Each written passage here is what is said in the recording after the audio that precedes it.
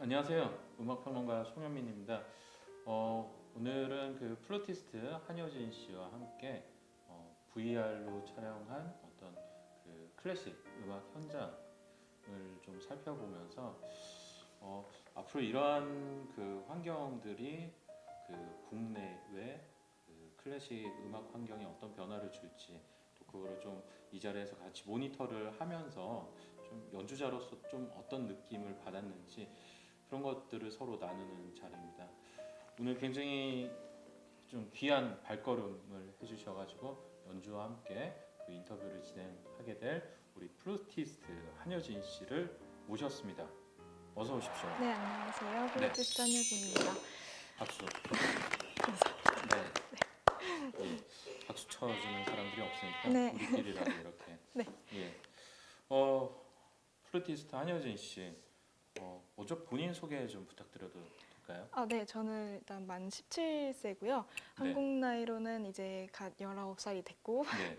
네, 지금 현재 독일에서 유학 중이고요. 뮌헨 국립음대에서 공부하고 있습니다.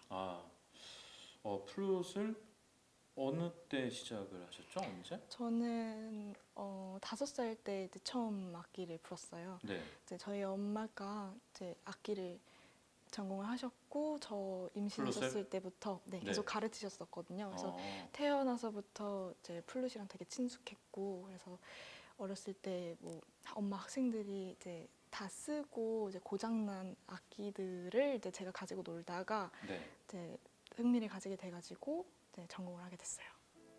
그럼 5살 때부터 약간 좀 뭔가 프로의 교육을 전문적으로 받은 거네요? 아니요, 저희 엄마는 제가 음악하는 걸 반대하셨었어요.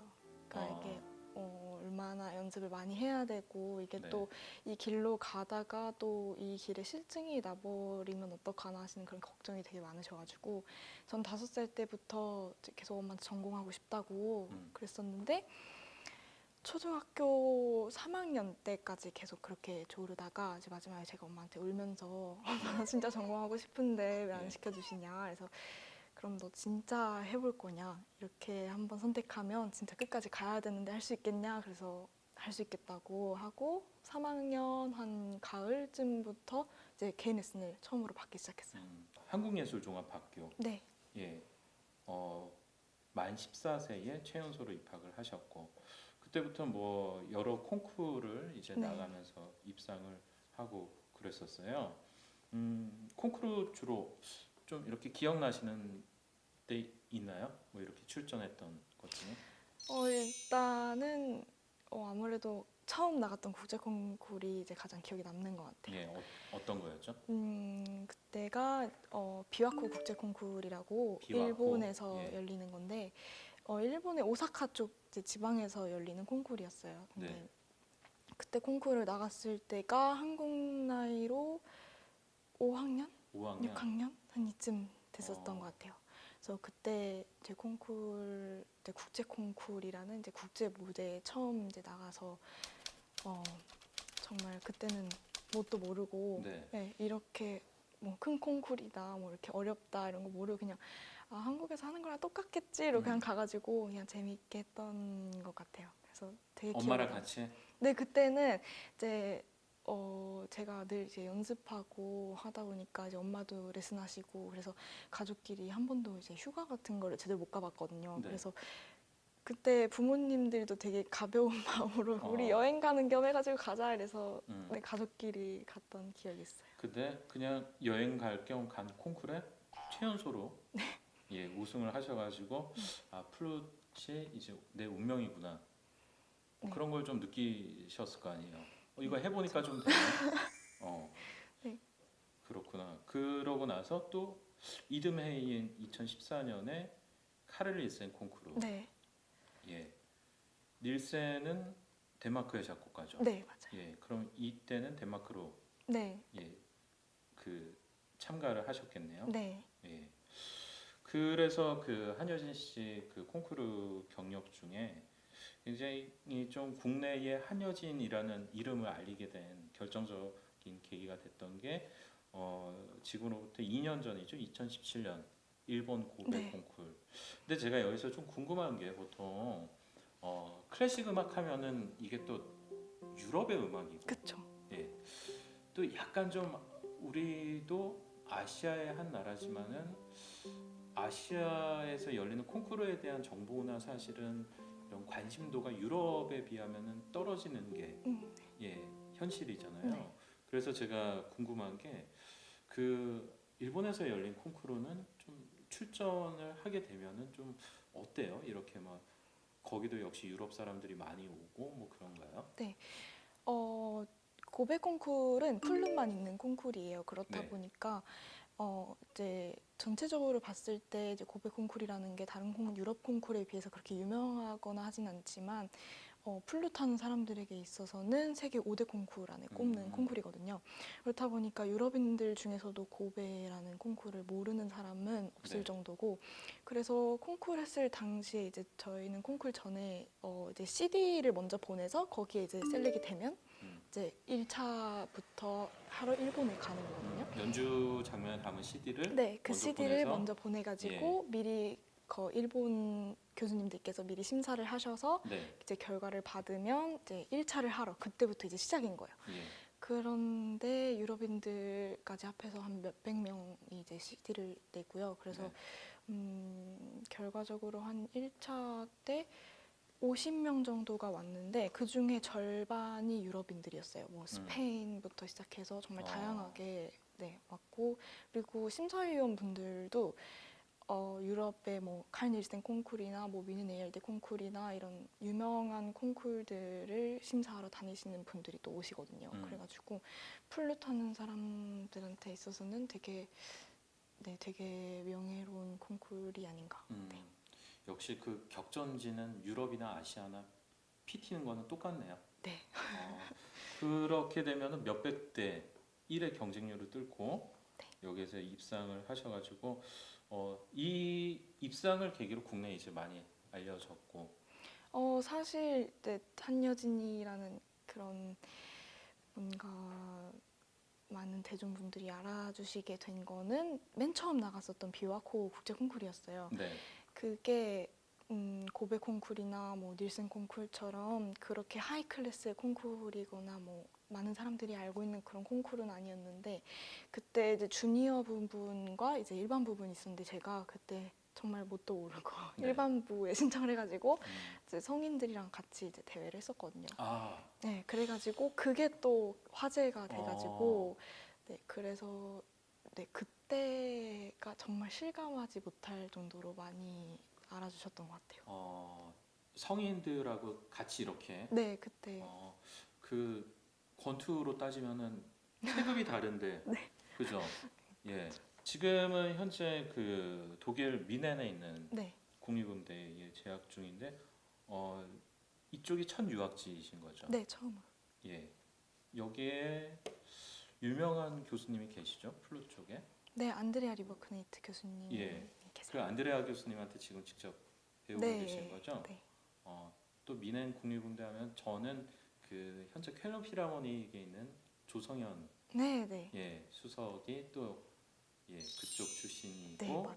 아마 안드레아 교수님한테 이렇게 지도를 받았던 걸로 알고 있습니다. 네, 그 미넨에서는 하루 일과가 어떻게 돼요? 생각보다 한국보다 조금 더 자유로운 것 같아요. 음, 아무래도 저 같은 경우는 한국예술종합학교에서 1, 2학년을 마치고 네. 이제 미넨으로 5학기로 편입을 했어요. 음, 그렇기 때문에 이제 뭐 1, 2학년 때 뭐 음악 이론이라든지 음악사 뭐 이런 것들을 학점 이제 그런 증빙 서류를 네. 이제 학교에다 내가지고 패스를 한 상태거든요. 음, 그래서 가서 이제 하는 게 뭐 실내악이나 오케스트라나 뭐 전공 실기 그리고 부전공 이 정도가 끝이거든요. 네. 그래서 되게 자유롭게 막 아침에 나가 산책도 다니고 음, 그냥 똑같은 것 같아요. 그냥 뭐 부모님이 안 계시니까 제가 네. 밥도 해야 되고 음, 그냥 쌀 사러 갔다가 네. 마트 가서 계란 사오고 물 사고 물 다 마시면 그 페트병 다시 돌려다 아, 주고 그렇구나. 네, 그러고 있어요. 한국에서는 전혀 해보지 않던 네, 것들도 그쵸. 예. 그럼 이제 네. 요리 실력도 점점 느시고 네, 원래 한국에 있을 때 이제 부모님이 바쁘시다 보니까 이제 네. 제가 장을 받아 놓고 이제 제가 해먹고 했었거든요. 네. 그래서 그렇게 뭐 음식을 해 먹거나 하는데 큰 어려움은 없는데 아무래도 이제 뭐 부모님이랑 이제 시차가 다르니까 네. 원할 때마다 연락할 수가 없는 게 조금 아쉽더라고요. 그러면은 그렇게 생활적인 거에 좀 신경을 많이 쓰다 보면은 연주자 특히 이제 계속 발전해 나가야 되는 입장에 있어서는 네. 연습 시간이 물리적으로 줄 거 아니에요. 되게 많아요. 그래요? 네, 생각보다 제가 하루에 몇 시간 정도 연습하십니까? 원래 한국에서 있을 때 뭐 콩쿠르 준비할 때는 5시간 정도를 하고요. 네. 그리고 그렇지 않고 그냥 평소에 뭐 연주가 가끔씩 있을 때는 3시간 정도 해서 마무리를 하거든요. 근데 독일에 가니까 정말 할 게 연습밖에 없어요. 그러니까 뭐 한국처럼 나가서 뭐 놀 데가 네, 없죠. 노는 것도 없고 뭐 놀 친구도 없고. 사실 네 그렇기도 네. 하고 뭐 먹을 때를 찾는다고 해도 거기는 뭐 6시에서 8시 사이면은 다 문을 닫아버리니까 네. 아예 나갈 데가 없고 해서 그냥 계속 그냥 기숙사에 있으면서 그죠. 그냥 밥 해 먹고 그냥 연습하다가 뭐 음. 독어 공부하다가 음. 그렇게 맞아요. 저도 보통 음악가들 인터뷰해 보면 교육 환경이 좋아서 연습을 하는 게 아니고 그냥 연습밖에 할 게 없더라. 네, 진짜 할 게 없어요. 예, 심지어 라이프치 바흐의 고향이죠. 바흐의 고향이 아니지. 그 라이프치에 그 유학한 친구는 똑같은 이야기를 하더라고요. 정말 연습 외에는 달리 할 게 없더라. 숨 쉬는 거랑 연습 빼고는 맞아요. 예, 그런 이야기들 하더라고요. 네.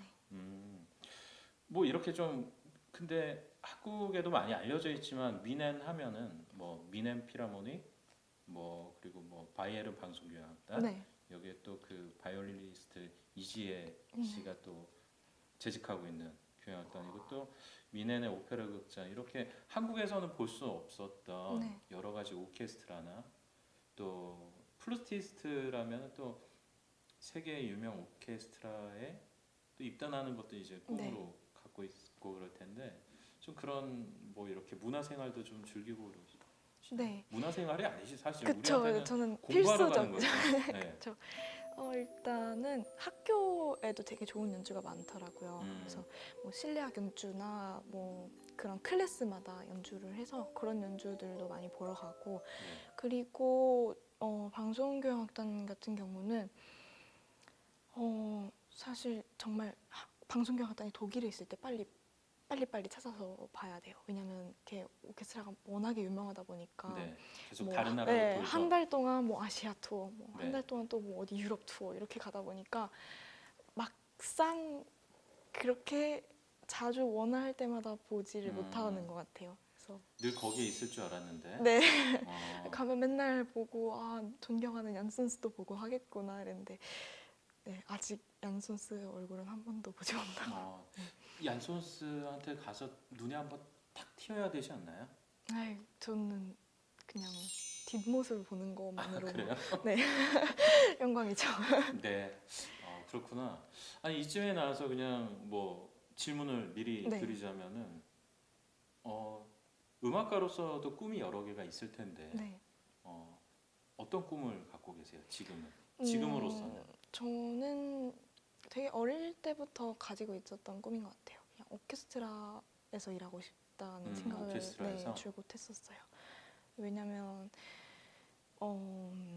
사실 저는 이제 뭐 독주회나 협연이나 이런 것도 되게 좋아하기는 하는데 오케스트라 안에서 이렇게 뭔가 플룻이라는 악기가 이제 솔로 악기로서 굉장히 활약을 많이 하잖아요. 네. 네, 그런 것도 굉장히 보람찬 일이 될 것 같더라고요. 그래서 네, 그런 직업을 가지는 게 현재로서는 그게 꿈이에요.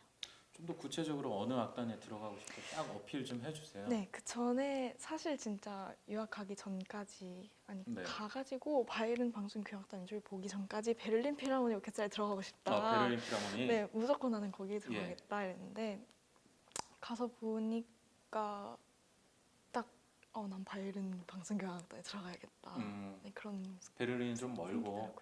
네, 그것도 그렇고 이렇게 네. 사실 뭐 베를린 필하모니 오케스트라라고 하면은 되게 플루티스트 하면 엠마누엘 바우드, 뭐 매튜 디포어 이렇게 그죠. 있고 막 뭐 오보에 마이어 막 있고 음. 너무 막 개개인이 굉장히 훌륭하신 네, 분들이잖아요. 스타 플레이어들은 뭐 관악 쪽에 다 배치되어 그쵸. 있죠. 완전 그냥 연주만 보러 가면 연예인 보는 것처럼 약간 음. 그런 게 있는데 물론 뭐 바이에른 교향악단에서도 뭐 필립 부클리 선생님도 계시고 굉장히 유명한 분들 많이 계세요. 근데 되게 솔로틱하다 보다는 되게 오케스트라적인 부분에서 되게 공부가 많이 될 것 같더라고요. 굉장히 뭐 사실은 저는 관악기 연주자이긴 하지만 오케스트라 연주를 들으면서 되게 현악기가 잔잔하게 흘러가는 부분에서 뭔가 관악기가 뭔가 띵 하고 나오는 것 같은 네네. 그런 느낌 많이 받으시잖아요. 그렇죠. 그런 거는 정말 네, 오케스트라이기에 네, 줄 수밖에 없는 네, 그런 그쵸. 느낌. 그래서 뭔가 약간 저런 현악기와 관악기의 그런 가운데 흐름을 잘 만들 수 없을까 하는 그런 되게 아쉬움이 있었는데 바이에른 방송교향악단 연주를 보고 가능한 거였구나라는 생각을 하게 됐어요. 그래서 그렇구나. 네, 원래 성격이 좀 이렇게 튀는 성격이라기보다는 네. 약간 좀 그렇게 뭔가 이렇게 사실은 안정적인 걸 되게 좋아해요. 그래서 또 오케스트라 뭐 나름 공무원 조직이니까 네, 그래서 이제 안정적이죠. 월급도 예. 따박따박 하고 네, 그리고 이제 그 나라에서 공부해서 이제 그 나라에서 이제 직장을 잡는다는 것도 굉장히 네. 저한테는 음악가로서는 복된 네, 거죠. 너무 좋은 거고 그래서 음, 네, 그래서 이제 오케스트라를 네. 꿈꾸죠. 바이에른 방송교향악단의 입단 소식을 네, 지금 이 순간부터 기대하겠습니다. 네, 감사합니다. 예, 여기다 메모를 해놔야지. 네. 그러면은 조금 더 뭐 그 플룻 이야기를 해보자면은 네, 지금 어떻게 보면은 이제 성인이 된 상태에서 정말 이제 대학을 들어갈 나이에 맞게끔 대학을 들어간 거고 좀 여러 생각도 들 수가 있을 것 같고요. 유학을 가서 좀 뭐 힘들거나 그럴 때는 없나요? 사실 가서 가장 힘들었던 거는 예. 가족을 못 보는 게 어, 가장 힘들더라고요. 제가 이렇게 되게 부모님이랑 사이가 좋아가지고 네. 늘 함께 있었던 가족들 그리고 형제는 어떻게 돼요? 저는 외동딸이에요. 외동딸. 그렇다 보니까 그럼 더 부모님이 뭐 부모님이랑 거의 친구도 네, 됐다가 되게 예, 부모님도 그랬었는데 됐다가 그런 부분이 많이 힘들더라고요. 그리고 뭐 그 이외에는 딱 힘든 점은 없었던 것 같아요. 음악적으로는 뭐 문제 되거나 뭐 그런 네, 건 제가 없고. 원하는 곳에 가서 원하는 음악을 공부하고 있고 원하는 네. 교수님과 있고 그리고 너무 좋은 동료들도 있고 그리고 저는 게다가 뭐 기숙사에 살고 있으니까 뭐 주변에 사는데도 어려움이 없고 그렇다 보니까 네, 되게 가서 처음에 굉장히 만족스러웠어요. 되게 가족을 못 보는 것 빼고는 네, 네. 그 앞서 VR로 네, 그 연주 장면을 촬영을 했었는데요. 슈만 곡을 하셨어요. 네. 예. 무슨 곡이죠? 슈만의 쓰리 예. 로망스라는 곡은 원래 오보에와 피아노를 위해서 작곡된 곡이고요. 이렇게 다소 이렇게 막 테크니컬한 부분은 없어요. 그리고 되게 아름다운 선율 밑에 그런 굉장히 열심히 일하는 피아노 반주가 뒷받침되어져가지고 열심히 일하는 네. 피아노. 네, 굉장히 어렵다고 하더라고요. 예. 피아노가. 그래서 네, 그런 곡이고요. 왜 이 곡을 선택했냐 하면은 사실 처음에 이렇게 제의를 받고 네. 어떤 곡을 하면 좋을까라고 계속 생각을 했었어요. 이렇게 사실 이렇게 VR을 하는 것 자체가 클래식이 아직까지 너무 대중화되어 있지 않고 이제 그런 것들을 어떻게 끌어낼 수 있을까에 대한 의문에서 시작된 거잖아요. 그렇기 때문에 뭔가 되게 색다르고 흥미를 가질 만한 뭔가 되게 테크니컬하고 현대적인 그런 곡을 한번 선택을 해볼까라는 생각을 해봤는데 네. 그런 거에 비하면 슈만은 너무 네, 그쵸. 뭐랄까 너무 고전적이다. 네, 그래도 예. 되게 그렇게 생각을 해보다가 이런 VR이라는 걸로 이제 클래식이 대중화가 되는 이제 길이 열리고 있으니까 네. 내가 하는 이 연주는 클래식이어도 되지 않을까라는 생각을 해가지고 그래서 슈만 3 로망스를 선택하게 됐어요. 사실 뭐 이 곡이 굉장히 유명하잖아요. 네, 그렇죠. 사람들이 뭐 이렇게 작곡가나 제목은 몰라도 딱 들어보면 나 어디서 이 곡 많이 네. 들어봤는데 근데 또 이제 VR로 이렇게 들어보면은 좀 느낌이 또 다를 것 같고 네, 아까 촬영할 때 제가 이렇게 보니까 촬영 현장은 뭐 별로 특별한 게 없었어요. 네, 예, 그렇죠. 그죠. 뭐 저는 뭐 VR이라고 해서 VR이 이렇게 360도 회전도 네. 되고 입체적으로 볼 수 있으니까 뭐 이렇게 뭐 우주선도 좀 떠 있고 네. 예, 뭐 좀 그럴 줄 알았는데 그런 건 없고 그냥 아주 평범하게 네, 예, 또 여진 씨도 아주 평소와 같이 이렇게 편안하게 연주를 하셨어요. 그래서 우리 앞에 나와 있는 이게 좀 우리가 보통 저도 그렇지만은 요새 이 핸드폰이 없는 사람이 네, 없잖아요. 그렇죠. 예, 그리고 핸드폰으로 또 많은 정보도 받고 또 취미 생활이 많은 사람들은 네. 핸드폰으로 뭐 음악도 많이 찾아 듣고 그러는데 이게 그 VR가 이렇게 좀 이렇게 조인이 되면서 기존과 전혀 다른 이제 그 감상 환경을 제공한다고 하더라고요. 혹시 좀 이렇게 유튜브나 이런 걸로 좀 음악 같은 거 많이 찾아 들으세요? 네, 제가 하는 곡뿐만 아니고 이제 제가 좋아하는 작곡가나 뭐 오케스트라 그런 곡들은 유튜브에서 되게 많이 찾아 듣는 편이에요. 그 제가 보니까 그 두다메리 그 네. LA 필하모닉 오케스트라가 그 베토벤 교향곡을 VR로 촬영을 네. 이렇게 했더라고요. 네. 그래서 하나 보내드렸었는데 네, 네, 봤어요. 살짝 좀 네. 보셨다면은 좀 어떤 느낌이 들었어요? 사실 처음에 딱 봤을 때는 네. 뭐지? 되게 신기하다. 약간 처음에는 그냥 이렇게 뭐 제대로 이제 깊이 생각을 안 하고 음. 그냥 이렇게 화면이 움직이네. 네. 약간 이렇게 막 연주는 돌리면 네, 처음에는 연주는 잘 안 들리고 그냥 계속 왔다 갔다 하면서 어. 와 신기하다 그죠. 계속 그렇게 되더라고요. 어. 근데 뭐 어쩌면 그런 걸로 인해서 뭐 대중분들이 조금 더 흥미롭게 생각하실 수 있겠다는 생각은 들었어요. 그죠. 저도 이제 그거를 보면서 느꼈던 게 우리가 보통 이제 공연장에서 보면은 네.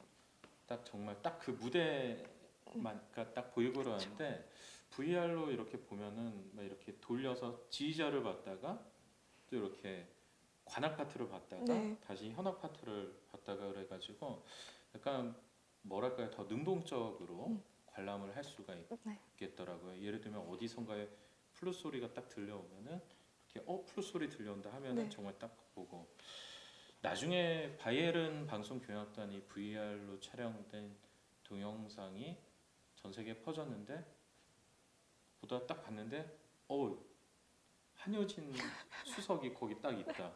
감사합니다. 그러면 정말 좋겠다. 네, 감사합니다. 그죠? 네. 그런 날이 빨리 네. 오기를 기대하겠습니다. 네. 그래가지고 지금 이 앞에 나와 있는 게 이제 오큘러스라는 겁니다. 네.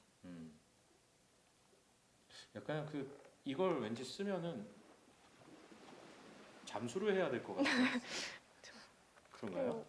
네, 예. 저도 이거를 제 친구들이 뭐 게임이나 이런 거 하러 그죠? 가가지고 많이 쓰더라고요. 예. 그래서 저는 이거 처음 봐가지고 예. 그래서 여기 안에 보면은 네. 아까 그 촬영했던 그 한여진 씨의 그 연주 장면이 지금 들어가 있습니다. 살짝 이렇게 보고 있는데 마치 이렇게 아까 저는 볼 때 앞쪽만 보였거든요. 네, 이렇게 보니까 관객석도 보이고 그렇죠. 예 그렇게 진행이 돼가고 있는데 이거 좀 신기하네요. 근데 확실히 좀 이야기한 대로 음악에 집중하기보다는 네, 약간 좀 이 기계가 신기해서 그런지 처음에는 이렇게 계속 두리번 맞아요. 보게 됩니다. 네, 예. 콩쿠르 현장 같은 거를 만약 이런 걸로 촬영을 하면은 굉장히 일반 공연과는 다른 그 긴장감 있는 그쵸. 곳이잖아요. 관객들이 좀 이렇게 음. 조마조마해하는 네. 예, 연주자의 긴장된 모습이 그런 것도 막 볼 수 있을 것 같다는 네. 생각이 들어가지고 예, 야, 이 어떻게 보면 이 안에 네. 음악을 담는 거죠. 그쵸. 예, 우리가 보지 못했던 곳을 보는 네. 예, 야, 이게 참 다시 한번 봐도 이걸 쓰고 물 속에 들어가야 될 것 같지만 예, 뭐 아무튼 이렇게 신기한 세상과 또 이건 또 21세기의 문명이고 네. 음악이라는 거는 우리가 주로 보통 하는 거는 17세기, 18세기 그쵸. 예, 그런 건데 이렇게 시간을 뛰어넘는 이런 만남들이 참 환경을 재밌게 변화시키고 있는 것 같다는 생각이 들고 있습니다. 네. VR로 이렇게 촬영을 해보셨는데 네. 버추얼 리얼리티 또 다른 세상을 만드는 네. 그런 기술을 한번 체험을 해보신 건데 이렇게 촬영을 해보시니까 좀 소감이 어떠세요? 일단 처음에는 이렇게 이쪽에 이렇게 카메라가 하나가 이렇게 렌즈가 이렇게 굉장히 많이 달린 이렇게 동그란 네. 카메라가 달려 있더라고요. 그래서 저걸로 하면은 이렇게 다 나오는 건가? 내가 보는 것처럼 이렇게 다 예. 나오나? 이런 생각이 들었어요. 근데 이제 또 연주를 하다 보니까 되게 뭔가 이 영상을 앞으로 보실 한 관객을 위해서 뭔가 특별한 연주를 하는 것 같다는 그런 생각이 들더라고요. 그래서 되게 연주하는 내내도 평소에 뭐 그런 뭐 이렇게 관객석에 앉아 계신 분들과 이렇게 눈을 마주치면서 하는 그런 연주와는 또 다른 느낌으로 되게 특별하고 굉장히 마음적으로 공들여지는 그런 연주가 연주자 입장에서도 네. 되게 특별했던 것 같아요. 뭔가 아이고, 되게 참. 개인으로 만나는 것 같은 그 느낌? 짧은 시간에 그런 걸 다 신경 써가면서 참 예. 네, 그리고 뭐 이제 보시는 분들도 이제 뭐 되게 연주만 보는 게 아니라 사실 이렇게 저도 공연장에 가면 많이 졸거든요. 네. 그게 약간 내가 예매한 내 자리에서 내 눈에만 보이는 그 시야만 보기 때문에 어쩔 수 없이 약간 집중력이 떨어질 수밖에 없을 수도 있겠다라는 재미가 생각이. 없는 거지. 네, 예. 약간 음악은 너무 좋은데 예. 사실 시각적인 것도 굉장히 중요하잖아요. 그죠. 그런 생각도 들면서 되게 이렇게 연주를 이렇게 보게 되면 관객으로서 이렇게 본인이 보고 싶은 이렇게 환경들을 다 볼 수 있는 거잖아요. 사실은 저 가끔 연주할 때 보면은 되게 뭐 이렇게 손가락을 보고 싶어 하시는 분들도 되게 맞아요, 계시고 맞아요. 막 악기를 더 자세히 보고 싶어 하시는 네, 입모양 분들도 같은 계시고 거. 사실은 뭐 제 독주회라고 하지만 뭐 피아니스트한테 관심이 많이 음. 있는 분들도 계시고 그러시거든요. 네, 그런 부분들이 다 충족되어지니까 되게 좋지 않을까라는 생각도 들어요. 그 아까 촬영하신 영상이 요 공간 안에 네, 쫙 이렇게 돌리면은 심지어 그 피아니스트 뒤쪽에 있었던 빈 공간까지 보인다고 하고 또 어떻게 보면은 더 긴장될 것 같아요. 뭐 연주자로서는 이제 우리가 거울을 딱 보고 앞모습만 신경 썼는데 네, 이렇게 하면은 카메라를 돌리면은 예, 뒷모습까지도 다 나오니까 사실 이렇게 VR로 보다 보면 이렇게 제 모습을 딱 보셨을 때 굉장히 그 관객석에서 보는 것보다는 훨씬 집중이 많이 될 거라고 생각을 해요. 그렇다 보니까 뭐 평소에 신경 쓰지 않고 막 했던 뭐 이렇게 막 이를 닦는다던가 네. 뭐 이런 막 손을 떨어지는 막 침 옷에 한 이렇게 방울. 막 닦는다던가 네. 약간 그런 부분들까지도 좀 사소하게 신경을 맞아요. 써야 되지 않을까. 네. 근데 정말 여진 씨 이야기를 들어보니까 저도 예전에 악기를 배울 때 되게 멀리 좌석에 앉으면은 네. 그 연주자 특유의 어떤 주법들이 있잖아요. 네. 예. 아니면은 그 악기 로고 같은 것도 이렇게 보일 때가 있어요. 맞아요. 저 뭘 쓰지라고 네. 하는데 VR로 해가지고 이렇게 돌리고 확대해서 보면은 이제 그런 것도 네. 예 보일 것 같고 그래서 아마 그 어차피 공부하는 학생들 입장으로서는 굉장히 호기심이 많잖아요. 네. 좋은 소리를 내는 사람을 따라하고 싶고 그 그쵸. 구속이 궁금하고 그런데 그런 것들을 좀 이렇게 면밀히 볼 수 있는 네. 이 관객 모두가 스파이가 되는 예, 그런 시간이 오는구나. 네. 관악 연주자로서는 안 좋을 것 같아. 막 침이 계속 뚝뚝. 사실 그쵸. 그 침이 아닌데 네, 그 사실 침 아닌데. 우리끼리 하는 말이지만 수증기. 네, 맞아요. 예, 그냥 맑은 공기가 만든 액체 뭐 이런 네. 건데 예 그런 것까지 그리고 또 말씀하신 대로 그런 습관까지 다 볼 수 있는 네. 그런 환경입니다. 예. 뭐 아무튼 오늘 이렇게 좀 같이 어떻게 보면은 VR로 시도하는 국내 최초의 그런 시간인 것 같아요.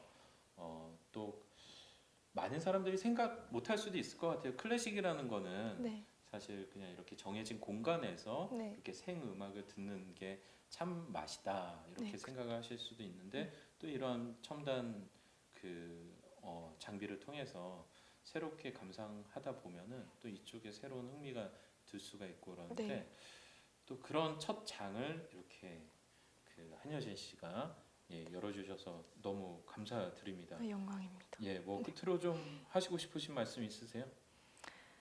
어, 사실 이렇게 작곡가를 보면 네, 그 고전 바로크부터 현대까지 오기까지 굉장히 그들이 그들만의 표현하는 방식들이 많이 바뀌어온 거잖아요. 그렇죠. 그런 수단들이 많이 바뀌고 어떻게 하면 더 표현할 수 있을까? 어떻게 새로운 표현을 네, 더 찾아낼 수 그런 있을까? 것들을 찾아내다 보니까 이런 현대 주법들이 생겨나고 네, 그랬던 건데 사실 보면은 클래식 연주자들은 고전 바로 그때부터 지금까지 얼마나 변했나라는 생각이 좀 들어요. 와, 굉장히 멋있는 말이죠. 한마디로 하면은 작곡가들은 이렇게 노력을 했는데 연주자들은 네. 뭐 이렇게 약간 좀 비판이 될 수도 있겠고, 네, 사실은 어떻게 어, 보면은 굉장히 클래식을 한다고 해서 네, 변화를 꼭 관객들 앞에서 이렇게 무대에서 꼭 드레스를 차려입고 음, 내가 하고자 하는 음악을 이렇게 펼쳐 보인다는 거가 네. 굉장히 아름답지만 어떻게 보면은 다른 것들은 계속 변해 나가고 있는데 우리만 너무 고지식하게 이렇게 무대 안에 갇혀 있는 게 아닌가라는 생각을 했어요. 그래서 이렇게 VR을 하면서 이렇게 어떻게 보면 21세기의 문물과 클래식이 만나서 네, 이렇게 대중화가 된다는 것이 음, 네, 굉장히 획기적이라고 생각을 했고 음. 앞으로 클래식을 연주하는 연주자들한테도 좋을 것 같다고 생각했어요. 야, 제가 올해 인터뷰를 근래에 와서 하면서 들었던 어떤 말 중에 제일 멋있고 감사합니다. 의미 있는 말 같아요. 또 이 계속 변화를 추구해야 될 나이다 보니까 이 변화라는 게 사실은 또 예술에 있어서 굉장히 중요한 거잖아요. 네. 그거에 대해서 굉장히 좋은 이야기를 주셨습니다. 아, 그럼 우리도 이거 얼른 쓰고 변화로 가야 되겠다. 예. 저희가 네, 그러면은 오늘 인터뷰를 여기까지 마치고요. 네. 오늘 한여진 씨가 나와서 이 슈만 세계 로망스 하고 또 저희가 이 VR과의 클래식과의 만남에 대해서도 이렇게 또 이야기를 들어보고 무엇보다도 오늘 주인공인 여진 씨의 또 개인적인 이야기도 이렇게 들어본 의미 깊은 시간이었습니다. 예, 오늘 나와주셔서 감사드리고요. 네, 감사합니다. 나중에 바이에른 방송교향악단 VR로 봤을 때 여진 한이 거기에 딱 있는 그날을 만을 기대하겠습니다. 네, 감사합니다. 네, 감사합니다. 마치도록 하겠습니다. 네. 음악평론가 송현민이었습니다. 네, 플루티스트 한여진이었습니다. 예, 감사합니다.